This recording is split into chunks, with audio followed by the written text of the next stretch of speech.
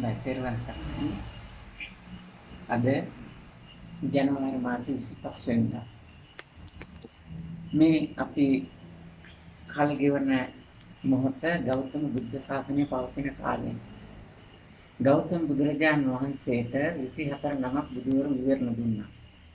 එවනම් අද 25 වෙනිදා ඒ 24 නමක් විවරණ දීලා 25 වෙනි ශාසනය පිහිටවපු අවස්ථාව ගෞතම බුදුරජාණන් වහන්සේ. මේ ගෞතම බුදුරජාණන් වහන්සේ ප්‍රඥාධික බුදු කෙනෙක් නිසා ඒ වගේම අමතර විශේෂ කාරණා කීපයක් බලපාපු නිසා බුද්ධෝත්පාද කාලයේ අවසන් වනතුරු බුදුරජාණන් වහන්සේට වැඩ සිටින්නට අවස්ථාවක් ලැබුණේ නැහැ. ඒක බුදුරජාණන් වහන්සේගේම චේතනාවෙන් නිගමනයෙන් ඒ සිද්ධ වෙච්ච දෙයක්. ඒ නිගමනයේ එළඹීමට බාහිර හේතු කීපයක් බලපෑවා. මෙතෙන්දී අපි පැහැදිලි කරන්න ඕනේ ආනන්ද හාමුදුරුව උපස්ථායක ස්වාමින් වහන්සේ ඒ ස්වාමින් වහන්සේගේ චිත්ත සංතානයට යොමු වෙලා වසවර්ති මාර්ගය විසින් යහපත් වූ සිතුවිලි ලෝකයට අවශ්‍ය සිතුවිලි පවත්වගෙන යන්නට ඇති ඉඩකඩ වළක්වමින් මාර්ගය කුවමනා කරුණු කාරණා ක්‍රියාත්මක කරවන්නට ආනන්ද හාමුදුරුවන්ගේ චිත්ත ශක්තිය යොමු කෙරුවා. එහෙම කරලා තමයි මේ සම්බුද්ධ ශාසනය අද බුදුරජාණන් වහන්සේ පිරිනුවම් පාලා. නමුත් බුදුරජාණන් වහන්සේ වගේම ශක්තිය බලය තියෙන ඒ බුදුරජාණන් වහන්සේට සිද්ධාර්ථ බෝසතාණන් වහන්සේට සම්මා සම්බුද්ධත්වයට පත්වෙන්න ශක්තිය බලය ගොඩනගපු බුද්ධත්වයට පත් කරවපු ඒ චිත්ත ශක්තිය බෝසතාණන් වහන්සේගේ උතුම් වූ නවලෝතර ශ්‍රී සද්ධර්මය අද මේ ලෝකයේ තුල පවතින්නේ. එහෙමනම් අද ගැටලුවක් වෙලා තියෙන්නේ මේ නවලෝතර ශ්‍රී සද්ධර්මය නිවැරදිව පෙන්වලා දෙන්නත් ඒ නවලෝතර ශ්‍රී සත්‍යන මාර්ගයේ අනුගමනය කරනකොට එන බාධා වළක්ව ගනිමින් සංසාරිකව තමන් විසින් ඒක රාශී කරගත් ගැටලු කහට පැල්ලම් ඉවත් වෙන විදිහට ඒ ධර්ම මාර්ගය අනුගමනය කරන ක්‍රමවේදය හඳුනා ගනිමින් නිවන් මඟ මනුස්සත්වය උසස් කරගන්න ධර්ම මාර්ගය ක්‍රියාත්මක කරන්නට නිවැරදි මඟ පෙන්වීමක් නැතිකමයි. මේ දක්වා කාලය තුල ඒකයි පැවතුනේ.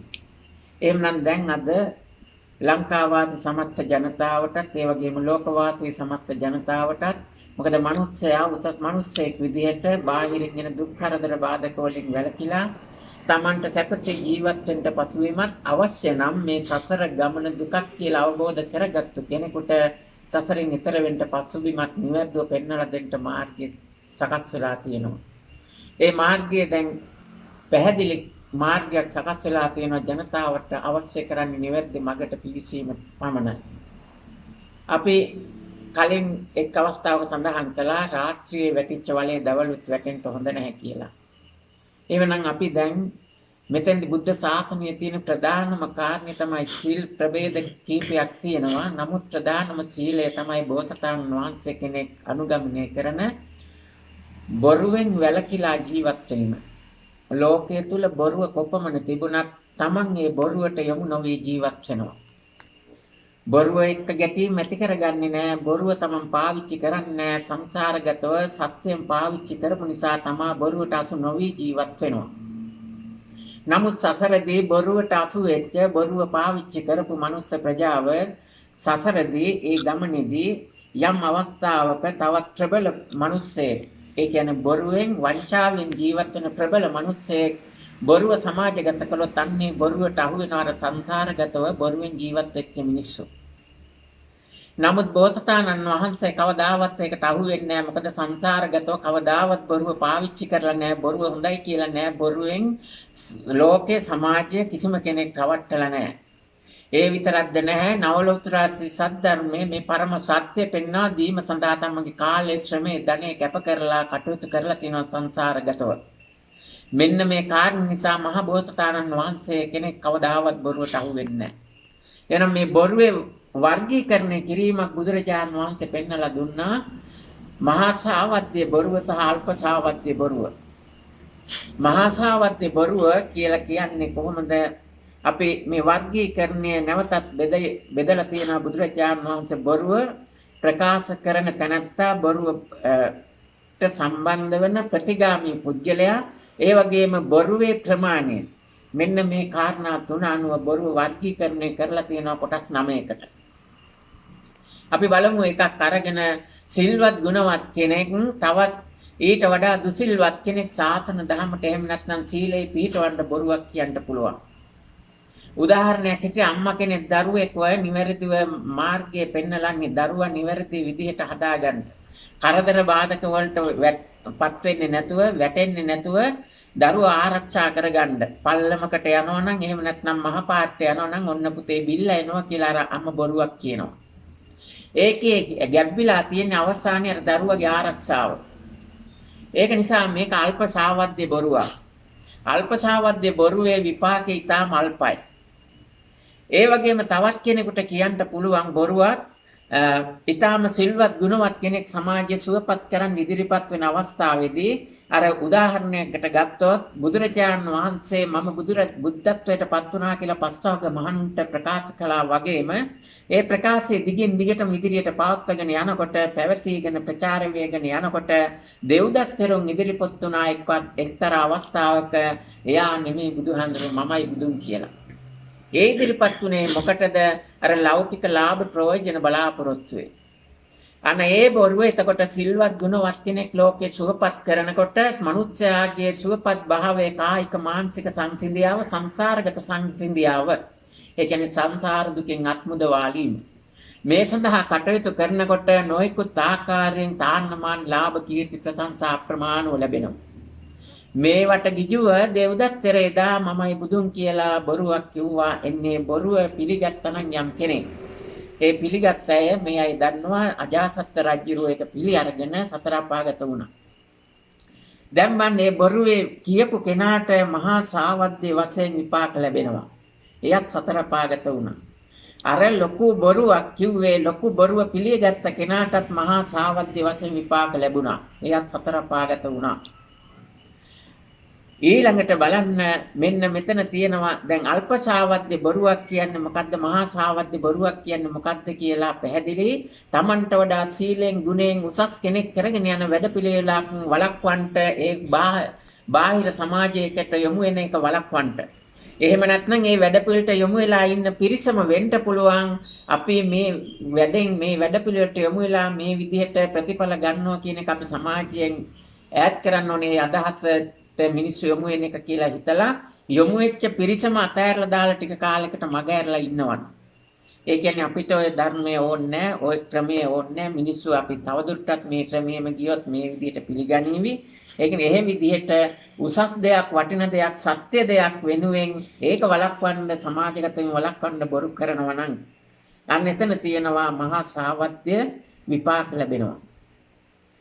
එතකොට මේ විදිහට දැන් මේ මෑත කාලේදී සම්බුද්ධ ශාසනය පෙන්නලා දීලා ශාසනික ශක්තිය කියන්නේ දිව්‍ය ලෝක, බ්‍රහ්ම ලෝක, සතර අපාය, මනුෂ්‍ය ලෝක මේ සේරම සුවපත් කරන ශක්තිය.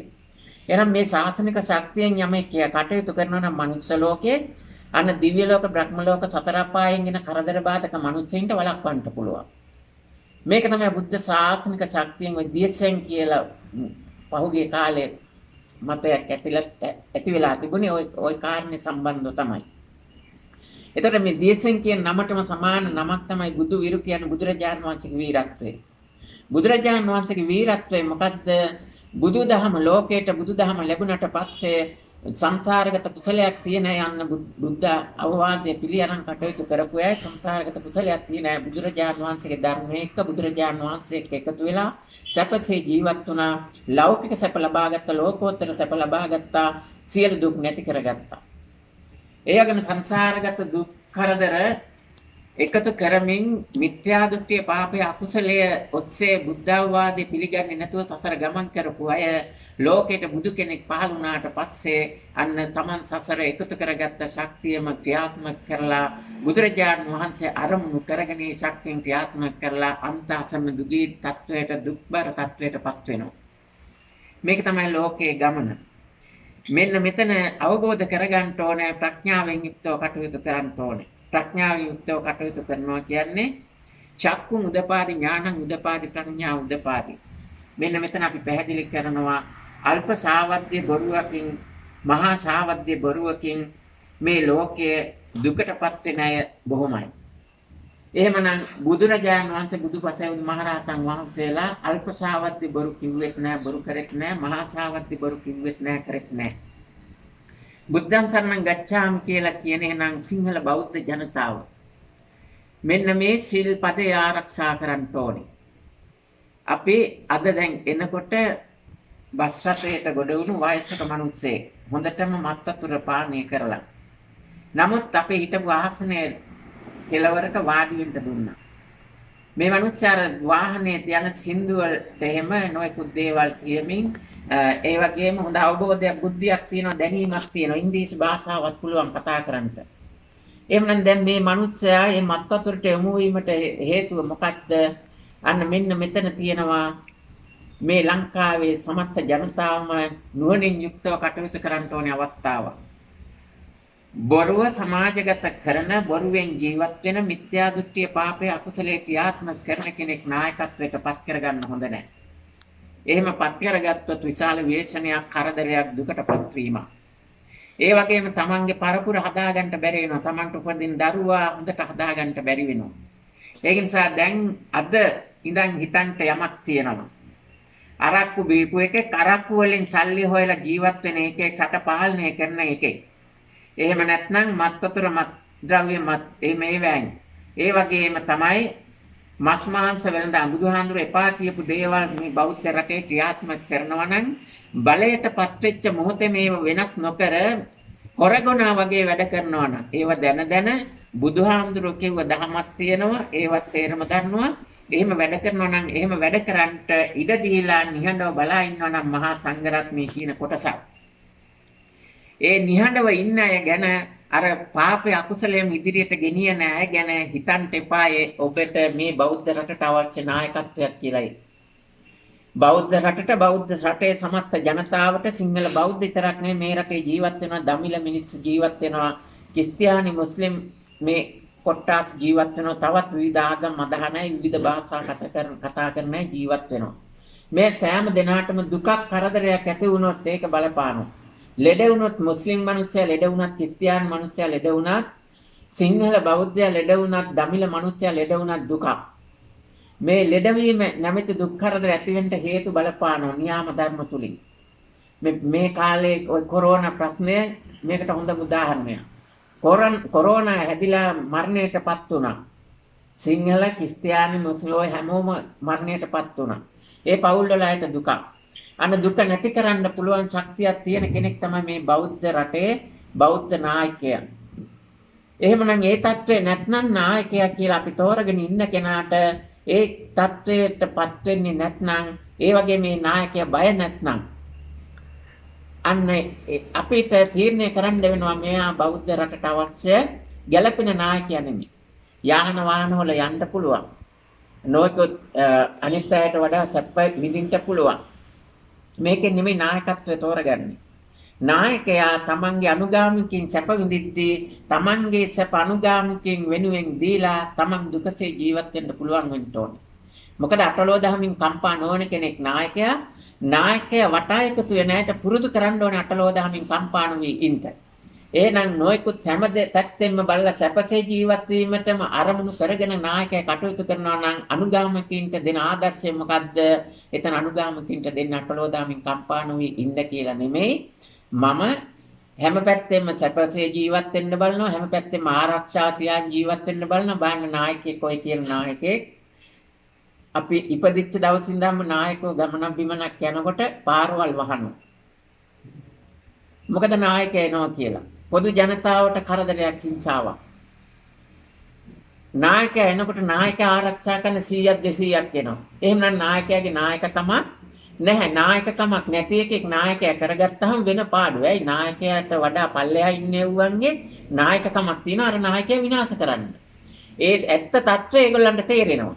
ඒක නිසා තමයි මේ తත්වය ඇති වෙලා තියෙන්නේ. එහෙමනම් සැබෑ හෙළයන් කියලා කියන්නේ මේ සිංහල බෞද්ධ වර්තමානයේ ජනතාව වර්තමානයේ සිංහල බෞද්ධ කට්ටියට වඩා වෙනසක් තියෙනවා.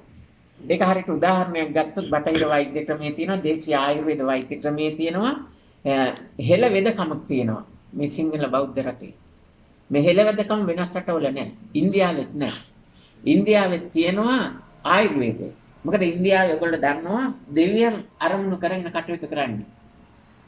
විෂ්ණු දෙවියෝ කියලා නොයෙකුත් ආකාරයෙන් දේව භක්තිය කියලා. ඒතර මේ දිව්‍ය ලෝකයෙන් තමයි ආයුර්වේදය පටන් ගත්තේ. නමුත් මනුස්ස ලෝකේ උසස් මනසකින් පටන් ගත්ත එක තමයි හෙළ වෙදකම. මේ හෙළ වෙදකමට එතකොට පුළුවන් අර දිව්‍ය ලෝකයෙන් පටන් ගත්ත ආයුර්වේදයට බෑ. කරදර ව්‍යසන එනකොට වසවර්ති මාර්යා එහෙම දාන කරදර ව්‍යසන වළක්වන්න. හැබැයි හෙළ වෙදකමට පුළුවන්. මොකද වසවර්ති මාර්යා දෙවියන්ට වඩා උසස් සීලයෙන් අර බුදුහාමුදුරුවෝ කිව්ව විදිහට සතර සංවර සීලයෙන් යුක්තව මනස සකස් කරගත්ත මිනිස්සේ ක්‍රියාත්මක කරන වෙදකම අර වසවර්ති මාර්යාගේ බලපෑම වළක්වන්න පුළුවන්. මෙන්න මෙතෙන්ට එන්න ඕන. ඒක නිසා මේ උදාහරණට ගත්ත වෙදකම් තුනක් ගැන කතා කරා. තුනෙන් හෙළ වෙදකම මේ ලංකාවට ආවෙ. ඒ වගේම තමයි බෞද්ධකමත් එහෙමයි. බෞද්ධකම උපෙන්ට බෞද්ධකම ඊළඟට ওই මාර්යා පෙන්නපු බුද්ධ ශාසනය ක්‍රියාත්මක කරලා ඇති කරගත්ත බෞද්ධකම. ඒ බෞද්ධකම තමයි ඔය අපිට මේ පහුගිය පොයවල් වලදී හැමදාම දකින්න ලැබුණේ. බුදුහාමුදුරුවෝ පෙන්නපු බෞද්ධකම සමාජයට උගන්වන්න තමයි අපි මේ අලුත් වැඩපිළිවෙල පටන් ගන්න. එහෙම තාම මේක උගන්වලා නැහැ. මොකද්ද මාර්යා පෙන්නපු බෞද්ධකම? ඔය හදලා තියෙන චෛත්‍ය වටේ ගිහිල්ලා වඳිනවා. ගව් ගණන් හැතැම්ම ගණන් දුර ගිහිල්ලා රුවන්වැලි සෑය, ශ්‍රී මහා බෝධිය, කැලණි රජ මහා විහාරය ඔය හැමතැනම වැඳ යනවා. හැබැයි මූලික අත්විවරම මහා බෝසතාණන් වහන්සේලා බුදු වෙන්නත් කලින් බොරු කළෙත් නෑ, බොරු කිව්වෙත් නෑ, බොරු හිතුවෙත් නෑ, බොරුවෙන් රැවට්ටුවෙත් නෑ. අපි රටමස්ථාන කියලා වඳින්න ගිය තැන් වලින් අපිට බොරුවක් සමාජගත කළා නේද පහුගිය දිනවල. එහෙමනම් එතන තියෙන්නේ මොකද්ද? මාර්යාගේ බුද්ධ ශාසනය. ඒක නිසා දැන් අපි බලන්න ඕනේ බුදුහාමුදුරන්ගේ බුද්ධ ශාසනයට යොමු වෙන්නේ. බුදුරජාණන් වහන්සේගේ බුද්ධ ශාසනයට යොමු වෙන්නේ කොහොමද? අර අපේ පහුගිය වතාවේදී මුද්‍රණය කරලා බෙදා හැරපු බුදුහඬ දහම් පත්‍රිකාවේ තියෙන චෛත්‍ය රූපේ. ඒ රූපේ පෙන්눔 කරලා තියෙනවා සිත දීනු කරන මනුස්සයා කොහොමද ගමන් කරන්නේ. ආර්ය අෂ්ටාංග මාර්ගය එක පැත්තකින් වැඩෙනවා. සප්ත විසුද්ධිය එක පැත්තකින් වැඩෙනවා. මධ්‍ය ගමන එතකොට සිතේ ඒ කියන්නේ උඩුසිත, මැදසිත, යටසිත මේ දෙකෙන් මධ්‍ය ගමන් මග ආර්ය අෂ්ටාංග මාර්ගයට අනුව මධ්‍යම ප්‍රතිපදාව ක්‍රියාත්මක වෙනවා. සීල සමාධි ප්‍රඥා දිනු වෙනවා. දැන් මෙන්න මෙතන ඔතන සඳහන් කරලා නැහැ. ওই චෛත්‍ය අරන් බලන්න දාන සීල භාවනා කියලා එකක් ඔතන ඇතුළත් කරලා නැහැ. නමුත් දාන සීල භාවනා කියන එක ඉබේට සිද්ධ වෙනවා. ඒක නිසා අපි ආහාර ටිකක් ගත්තොත් බඩගිනි වෙලාවට මොන ආහාරය ගත්තත් බඩගින්න නිවෙනවා. ඊට පස්සේ බඩගින්න නිවෙන්න කියලා තව දෙයක් ගන්න ඕනේ නැහැ. දැන් අපි බත් කනවනේ බඩගින්නට. හැබැයි වෙන මොන හරි මඤ්ඤොක්ක හරි බතල හරි තම්බල කාලා කෑවට පස්සේ බඩගින්න නිවෙනවා. අපේ සම්ප්‍රදායේ තියෙන තුන් වේලම බත් කනවා හෙලේ. මේ අලුත් ක්‍රමයට තමයි රැයට කන්න එපා කියන්නේ. ඔය අලුත් වෙදකමේ තමයි ඕවා තියෙන්නේ. දැන් ඒකට බලන්න උදාහරණයක් හැටියට දැන් මේ අපි පෙන්වන්නේ මොකක්ද එහෙනම් චක්කු මුදපාදි ඥානං මුදපාදි මේ දෙක ලෞකික මාර බන්ධන වලට අහු වෙන දෙයක්. ලෝකෝත්තර ධර්ම මාර්ගයේ බුදුහාමුදුරුවෝ කිව්ව බෞද්ධ ප්‍රතිපත්තියට යොමු වෙච්ච බෞද්ධයන් තමනුත් සුවපත් වෙලා අනුනුත් සුවපත් කරවලා මෙන්න මෙතන වටින දෙයක්. මේ ලංකාවේ මිනිස් විතරක් නෙමෙයි ලෝකෙම ජනතාවද මේ කොරෝනා වේශනයට ගොදුරු වෙලා ඉන්නේ. ලෝකෙම ජනතාව වෙන සිංහල කියලා ගැටලුවක් නැහැ. මුස්ලිම්, දෙමළ, ක්‍රිස්තියානි කියලා බෙහෙදයක් නැහැ. හැමෝම මරණයට බයයි. ලෙඩට බයයි. ඒ වගේම ආහාර පාන මේවා අවශ්‍ය විදිහට අවශ්‍ය ප්‍රමාණයට වඩා ළඟ තියාගන්න පුළුවන් වෙනවා නම් ඒක තමයි සැප මිනිස්සුන්ට. සිංහල මිනිස්සුන්ට විතරක් නෙමෙයි මේ සැප ඕනේ. ඇමරිකාවේ ජනාධිපතිටත් මේ සැප ඕනේ. ඒක නිසා මෙන්න මේ සැප ලැබෙන ක්‍රමවේදයේ ලෝකයට පෙන්වලා දෙන්න තමයි මේ වැඩපිළිවෙල ආරම්භ කරන්නේ. ඒක නිසා ලෝක නායකයින් තමන්ගේ රටවල අනුගාමිකයින්ට මේ වැඩපිළිවෙල ක්‍රියාත්මක කරන්නට මඟ පෙන්වීමක් කරනවා නම් ඒක වටිනවා. තමන්ගේ අනුගාමිකයින්ට තමන්ගේ ජනතාව සූපත් කරන්න ගන්න වැඩපිළිවෙලක් වෙනවා. දැන් අපි බලමු එවනම් මේ වැඩපිළිවෙල මොකද්ද කරන්නේ? මිනිස්සෙක් හැටියට මනස උසස් කරගන්න ක්‍රමවේදයක් ප්‍රතිපත්ති මාලාවක් තියෙනවා. මේ ප්‍රතිපත්ති මාලාව ක්‍රියාත්මක කරලා ඕනම රටක ඉන්නවා යක්කු පෙරේතයෝ භූතයෝ. මේ ලංකාව විතරක් නෙමෙයි බලිතවිල් කරන්න ඕනේ. එතකොට වෙනස් රටවලත් ඒ අමනුෂ්‍ය ඉන්නවා. දෙවිවරුත් ඕනම රටක ඉන්නවා. මොකද දිව්‍ය ලෝක 6ක් තියෙනවා. ඒගොල්ලන්ගේ බැල්ම ඔය අනිත් රටවල් වලට ගන්න පුළුවන්. හැබැයි ප්‍රතිපත්තියක් තියෙනවා. මනුෂ්‍යයාට දුක් කරදර දෙන පාර්ශවයන්ගේ බැල්ම ලැබෙන්න එයාගේ උදව් උපකාර ලබා ගන්න ක්‍රම වේදයක් තියෙන ප්‍රතිපත්තිය. ඒ ප්‍රතිපත්තිය අතහැරලා දාලා මනුෂ්‍යන්ට උදව් උපකාර කරන මනුෂ්‍යයාගේ දුක් නැති කරන පිරිසගේ ලං වෙන ප්‍රතිපත්තිය ක්‍රියාත්මක කළොත් ඇමරිකාවේ කියලා නෑ, ලංකාවේ කියලා නෑ, ඉන්දියාවේ කියලා නෑ. ඒ ප්‍රතිපත්තිය කරොත් ඒ මිනිස්සු ඉංග්‍රීසියෙන් කතා කරා කියලා නෑ. අඳින ඇඳුම මොකක් කියන්නද ප්‍රශ්නයක් නෑ. අමුඩයක් ගහගෙන හිටියක් කමක් නෑ. අර කය වචනීය සිත තුළින් ඒ ප්‍රතිපත්ති ටික ක්‍රියාත්මක කරොත් අඳින ඇඳුම නෙමෙයි මෙතනට බලපාන්නේ. ඒක නිසා මේ ප්‍රතිපත්ති ක්‍රියාත්මක කරොත් සැනසීම ලබා ගන්න පුළුවන්. මෙන්න මේ වැඩපිළිවෙල තමයි අපි සමාජගත කරන්න හදන්නේ. මේ කියපු ටික නුවණින් යුක්තව දකින්න පුළුවන් නම් ඕනම කෙනෙකුට මේ වැඩපිළිවෙලට එකතු වෙලා Tamanට සැපසේ ජීවත් වෙන්න පුළුවන්. ඒක නිසා සැපසේ ජීවත් වෙන ක්‍රමවේදයේ මනුෂ්‍ය සමාජය තුළ ස්ථාපිත කිරීම තමයි අරමුණ. අද අපි මේ රත්නපුරේ ඉඳන් එනකොට පුද්ගලික බස් හත සේරම වර්ජනය කරනවා. හේතුව මොකක්ද වුණාම බස් 3ක් පාරක දාලා ඒක නිසා බස් 2000ක් විතර ඒ පාරවල ගමන් කරන බස් 1000කට වැඩි ප්‍රමාණයක් ඒක නවත්තලා. පාරවල් කීපයක කොළඹ, හොරණ, පානදුර, රත්නපුර ඒ අවට මාර්ගවල. දැන් බලන්න මේ පොදු ජනතාවට මේ වීඩියෝ එක බලන ජනතාවට ටිකක් හිතන්න මේ කාරණේ කියන්නේ. රටට ආණ්ඩුවක් තියෙනවා. දැන් 3 දෙනෙක් එකතු වෙලා කරන වැඩේ නිසා 100ක් 200ක් නෙමෙයි මේ පාරවල් සේරගෙම ජනතාවට දුකක් කරදරයක් ඇති වෙලා තියෙනවා. සැප දෙනවා කියලා කරපු වැඩක් නෙවෙයි ආණ්ඩුවම. පුද්ගලික බස් පාරට එදෙව්වේ ඔය ආණ්ඩුව තිබිච්ච ආණ්ඩුවම සැප මිනිස්සුන්ට සැපසේ ජීවත් වෙන්න කියලා කරපු වැඩක්. දැන් මේ ආණ්ඩුවක් කරපු වැඩේ සැප දෙන්න කියලා මිනිස්සු 3 දෙනෙකුට නවත්තන්න පුළුවන් වුණා නම් අර ආණ්ඩුවේ බලයක් තියෙයි. හිතලා බලන්න වැඩක්. මම එහෙම ආණ්ඩුව කරනවා නම් මොකද්ද කරන්නේ? ඔහොම නැවතුවා නම් පැය භාගයක් තියෙන්න දෙන්නේ අනිත් පාරවල් වලින් බස් එකේ කරන් දානවා. ඇයි උන්ට ඒ පාර මිනිස්සු ගෙනිහිල්ලා සල්ලි ගන්න ඕනේ නැති හින්දායි නැවැත්තුවේ. නැත්නම් මේ මිනිස්සු හැම එකම හිතන්න ඕනේ ඔය බස් 3 විතරක් නෙමෙයි හැම එක පාරකට බස් 3 ගානේ පාරවල් සේට්ටම බස් දැම්මනම් ඒ මිනිස්සුන්ට සැපක් දෙන්නේ. අපි එක්කම ඉන්න මිනිස්සු තමයි අනිත් ඒවා මේ සැප විඳින්නේ. තව එකක් මෙතන තවත් හිතන්න ඕනේ දෙයක්. මේ කාලේ කොරෝනා වලට මීටරෙන් යන්න කියලා තියෙනවා. පරතරේ තියන්න. ওই පාට බස් 3ක් නෙමෙයි 10ක් දැම්මත් අර තවත් එකෙක් මැරෙන එක වළක්වන්න පුළුවන්. මීටරේ පරතරේ තියාගෙන යන්න පසුවිම සකස් වෙනවා. අර බස් දාපු එව්ව ඕක නවත්තන්න වැඩ කරපු එව්ව හිතන්න ඕනේ මෛත්‍රී සහගතව. එහෙනම් මේ දේ හිතන්නේ නැතුව මිනිස්සු ටික හරක් දක්වන වගේ දක්කගෙන ආපු එව්ව ටිකට අද ආණ්ඩුවක් හදාගන්න බැරිලා තියෙනවා 3 දෙනෙක් පාලනය කරන්න. බස් 3යි දාලා තියෙන්නේ. ඇතැම් විට අපේ පාරේ බස් 10ක් තියෙන මිනිස්සෙක් ඉන්නවා. ඒ මිනිස්සයා බස් 3ම දැම්මම නම් එක මිනිස්සයා පාලනය කරන්න වෙන්නේ. එහෙමනම් ආණ්ඩුවට එක මිනිස්සයවත් පාලනය කරන්න බැරි වෙලා තියෙනවා. එහෙමනම් තවත් මොකටද මේ වගේ ආණ්ඩුවක්? පාණ්ඩුව හැදිච්ච ආණ්ඩුවක් මොකටද? ඒක නිසා තමයි පාණ්ඩුව හැදිච්ච මිනිස්සුන්ට ආහාර පාන හිඟ වුණාම ඒව නැති වුණාම ලෙඩ දුක් කරදර ආවම ඒව වළක්ව ගන්න මේ හෙලයින් ගාව තියෙන ශක්තිය. හෙල වෙදකම හෙලයින් ගැනත් මතක් කරන්න ඕනේ. මේගොල්ලෝ කරන්නේ බුදුහාඳුරන්ගේ මඟ පෙන්වීම අනුව සිත දියුණු කරලා තියෙන්නේ. දියුණු කරපු සිතට නියාම ධර්ම පාලනය කරන්න පුළුවන්. කාම ලෝක, රූප ලෝක, අරූප ලෝක මේ 3 ලෝකෙන් පාලනය කරන්නත් පුළුවන්. ඇයි බුදුන් සරණ ගිහිල්ලා බුදුහාඳුර කිව්ව මාර්ගයේ යන්නේ? 3 ලෝකාග්‍ර බුදුරජාණන් වහන්සේ කිව්වෙත් 3 ලෝකේටම අග්‍ර වෙච්ච හින්දා. අග්‍ර වෙච්ච කෙනෙක් ගිය මාර්ගයේ ගිහිල්ලා ඒතන්ටපත් වෙච්ච මනුස්සයාට පුළුවන් 3 ලෝකෙන් පාලනය කරන්න. ඒතකොට අන්න තමන් යටතේ ඉන්න මිනිස්සුන්ට දුකක් කරදරයක් ඇති වෙනවා නම් ඒ වෙනස් කරන්න පුළුවන්. දැන් මේ වීඩියෝ එක බලන ඇයට හිතෙන්න පුළුවන් මේ කතා කරන පුජ්‍යල එහෙම නැත්නම් මේ කතා කරන ක්‍රමවේද මේ කියන ක්‍රමවේදයට අපි එකතු වෙන්නේ කොහොමද කියලා. මෙන්න මෙතන මේ පණිවිඩය දෙන්න ඕනේ. අපි මෙච්චර කාලයක් ওই ශක්තිය බලේ නැති DSM-ලයික් එක්කව වෙලා හිටියේ. වතුර නැතිව දැන් මෙතන මේ ගෙදර ඉස්සර ලිඳක් තිබුණානේ. ඔගේ වතුර නැහැ කියලා පිටින් වතුර ගේනවනේ. ලිඳ කියලා කියන හැබැයි වලක්.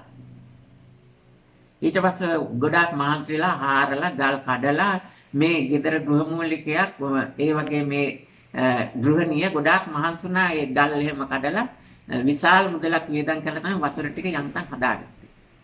ඒ වගේ DSM කියලා අර ලිඳක් කියලා මේගොල්ලෝ වලක් තියාගෙන හිටියා වගේ DSM කියලා DSM ශක්තිය බලය නැති කෙනෙක් තියාගෙන ඉන්නවා.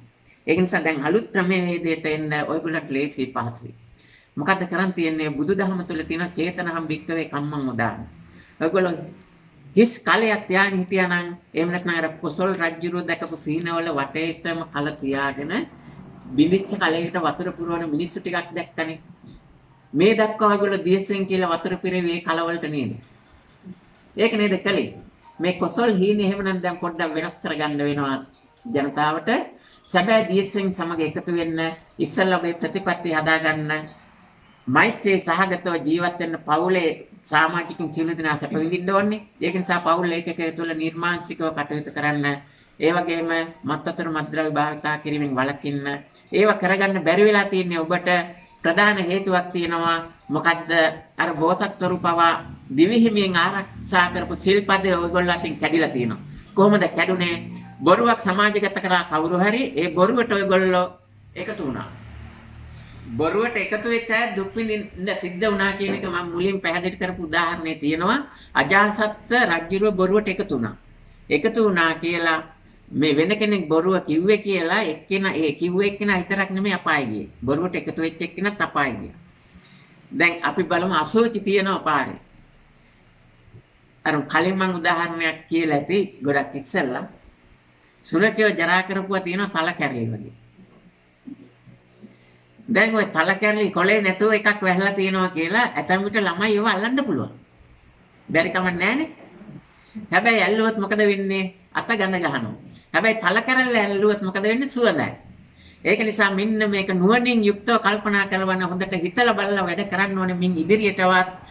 ඒක නිසා නිවැරදි DSM එක්කහුව වෙන්න නම් ඔයගොල්ලෝ ප්‍රතිපත්තිය ගෙදර හදාගෙන පරම සත්‍යයක අපි එකතු වෙනවා කියන චේතනාව ඇති කරගෙන චේතනාවෙන් එකතු වෙන්න. ඔයගොල්ලන්ට පව් කරන්න නැතුව ඉන්න පුළුවන් වෙයි. මත්වතුර මත්ද්‍රව්‍යයෙන් ඈත් වෙන්න පුළුවන් වෙයි. මස් මාංශ වලින් ඈත් වෙලා නිර්මාංශික වෙන්න පුළුවන් වෙයි. ඇයි ඒකට හේතුව? ඔය බොරු දියසෙන්ලා මස් මාළු විතර කන එව්වෝ. ඒගොල්ලන් නිරන්තරයෙන් මේගොල්ලෝ චේතනාවේ තියෙන මේක කරන්න ඕනේ කියන එක. කරන්න ඕනේ කියන චේතනාවක් එක්ක බාහිර සමාජයේ චේතනා ශක්තිය සම්බන්ධ වුණාම මේ ශක්තිය තමයි ලැබෙන්නේ. නමුත් සැබෑ දියසෙන් කවදාවත් කූඹියක් තරම්වත් ආහාරයට අරන් නැහැ. මේ ආත්මෙ තරක් නෙමෙයි ආත්ම 16,000ක කල්ප ලක්ෂයක්ම ඔක් කරලා තියෙනවා. මෛත්‍රී බුදුන් කියලා බුදු වෙන්නේ ඒකයි. නමත් ඒකයි. මත්වතුර මත්ද්‍රව්‍ය ඒව භාවිතා කරලා නැහැ. ඒව භාවිතා කරන තැනකට ගිහිල්ලා නැහැ. ඒව භාවිතා කරන්න කියලා නැහැ. අර බුදුහාඳුරෝ කිව්වා කාරණා වෙලඳාම් ටිකෙන් වැළකීලා ඒව වළක්වන්න කියලා එදා ඉඳන්ම අද දක්වාම ධර්මයේ ප්‍රචාර කරලා තියෙනවා. හාමුදුරුවන්ටත් මේවා කියලා තියෙනවා. සිවුර දාන්නේ නැටක් කියලා තියෙනවා. ඒත් ප්‍රායෝගිකව මේවා භුක්ති විඳලා මේ දේශම් ප්‍රතිපත්තිය දැකලා එහෙම වැළකීච්ච හාමුදුරුවෝ ඉන්නවා. ඇතැම් හාමුදුරුවෝ ඉන්නවා ඉඩංගර බෝධිරුක්කාරාමේ හිටිය අපිට වඩා සිල්වත් කියලා දන ගහලා වඳිනවා. මේ ඒ වගේ ඇයි හිටියා. ඒක නිසා සැබෑ දියසෙන් එක්ක එකතු වෙන්න චේතනාවෙන් එකතු වෙලා එකතු වුණාම අන්න දියසෙන් සැබෑ දියසෙන්ගේ චේතනා ශක්තිය තුල තියෙනවා ඕවා කරන අයගේ චේතනා ශක්තිය පිරිසිදු කරන්න පුළුවන් ශක්තිය. අන්න ඒ තුලින් ඔයගොල්ලන්ගේ නිවෙස් වල ඉන්න අය මස් මාංශ වලට යොමු වෙච්ච අය නම් ඒ වගේම මත්වතුරට යොමු වෙච්ච අය නම් ඒ ශක්තිය එක්ක එකතු වෙලා අරගොල්ලන්ට පුළුවන්කම ලැබෙනවා නිවැරදි පැත්තට එන්න. හැබැයි එකක් තියෙනවා බුදුරජාණන් වහන්සේටත් මේ ගෞතම බුදුරජාණන් වහන්සේටත් තමන්ගේ ඥාතීන් අර උරුවෙල් කාශ්‍යප වගේ උඩඟුකම මාන්නය අහංකාරකම මෙන්න මේ කාරණා නිසා මේවා සිතේ තියෙන සංයෝජන මේවා අයින් වෙන්නේ සෝවාන් සකදාගාමී අනාගාමී ඵලවලදී නෙමෙයි අරහත් ඵලයේදී අරහත් මාර්ගයේදී තමයි මේවා අයින් කරන්න උත්සාහ කරන්නේ. ඒක නිසා රහත් නොවිච්ච ඇතැම් විට අනාගාමී වෙලා මනුස්ස ආත්මේ තාම ඉන්නවනම් මරණ සුද්ධාවාස බ්‍රහ්ම ලෝකෙට යනවා. තාම අනාගාමී වෙලා මනුස්ස ආත්මේ ඉන්නවනම් ඒත් අර සිතේ තියෙන සංයෝජන නිසා ගැඹුරු සංයෝජන නිසා දේශෙන් ශක්තිය ගැන එච්චර පිළිගන්නේ නැතුව ඉන්න පුළුවන්. ඒ පිළිගන්නේ නැතුව මෙතනට යොමු වෙන්නේ නැති ස්ථක් තියෙන්න පුළුවන්. නමුත් ඒ පුද්ගලයා මරණට පස්සේ අනාගාමි වෙලා නම් සුද්ධාවාස බ්‍රහ්ම ලෝකයට යනවා. එතෙන්ද පුළුවන්කම ලැබෙනවා මෙතනින් සිත අයින් වුණා. මොකද මෙතන මනුෂ්‍යාත්මය ලැබලා උප්පත්තිය ලැබුවාම එකතු කරගන්න කහල ගොඩවල් ටිකක් තියෙනවා. ওই කහල ගොඩවල් අරටු බැහැගත්තාම ඕවා අයින් කරන්න බෑ. මෝරච්ච ගහක් නවන්න ගියාම කැඩිලා යනවනේ. නමුත් කැඩෙන්නේ නැතුව හරි නැවිලා හරි ගහ තියාගන්න පුළුවන් නම් කාලයක් ඒක වටිනවා. ඒ නිසා අරක්කු බීලා පුරුදු වෙච්ච මිනිස්සුන්ට බැනලා වැඩක් නැහැ. නායකයාගේ වරද නිසා නායකයා තුල චේතනාවක් නැහැ. තමන්ගේ අනුගාමිකෙන් තමන්ට ඡන්ද දීපුවා විතරක් නෙමෙයි. ඔය ඡන්ද ක්‍රමය හඳුන්වලා දුන්නේ නිදහස ලැබීමෙන් පස්සේ පිටරටින්. මේ ලංකාවේ තියෙන එක නෙමෙයි. සිල්වත් ගුණවත් කෙනා නායකයා කරගන්නවා සියලුම රටේ සමස්ත ජනතාව. ආගම් ભેදයක් නැහැ, ජාති ભેදයක් නැහැ. මේ රටේ ඇවිල්ලා මාසයක් ඉන්නවා නම් පිටරට ඇමරිකන් ජනාධිපතියත් මේ රටේ ඉන්න මිනිස්සෙක්. ඒ නිසා අන්නේ ඒ ක්‍රමයෙන් මේ රටේ දෙපයින් නැගිටලා ඉන්න මිනිස්සුන්ට මේ රටේ ජීවත් වෙන මිනිස්සුන් සැපසේ ජීවත් වෙන පසුබිම සකසන එක තමයි සැබෑ නායකත්වයේ ක්‍රමය. අද ගොඩක් දුරට පහුගිය කාලවල නායකයෝ තමන්ගේ පාර්ශවයේ කියලා පිල් බෙදානවා. මේ පිල් බෙදීමක් නෑ සැබෑ නායකත්වයේ. ඒක නිසා මේ විදිහට දැන් එහෙමනම් චේතනාවෙන් නිවැරදින්ට එන්න පුළුවන්. එහෙමනම් බුදුදහමෙන් කොහොමද හොඳ පසුබිමක් අපි ඇති කරගන්නේ? ඇති වෙන කොරෝනා ව්‍යසනය වගේම නොයෙකුත් අමනුෂ්‍ය කරදර ඈත් කරගන්නේ කොහොමද? පෞලි සමාජිකයා පාපයට අකුසලට යොමු වෙනවා නම් ඒකෙන් වළක්ව ගන්නේ කොහොමද? මේ වගේ කටයුතු ටිකක් කරගන්න ක්‍රමවේදය තියෙනවා. මේ අනුගමනය කරලා මුලින්ම චේතනාව නිවැරදි තැනට යොමු කරගෙන චේතනාව සකස් කරගෙන මේ විදිහට කටයුතු කරන්න සෑම දිනකටම තුන්වන්ගේ ආශිර්වාදයෙන් සියලු යහපත උදා වේවා කියලා ප්‍රාර්ථනා කරනවා.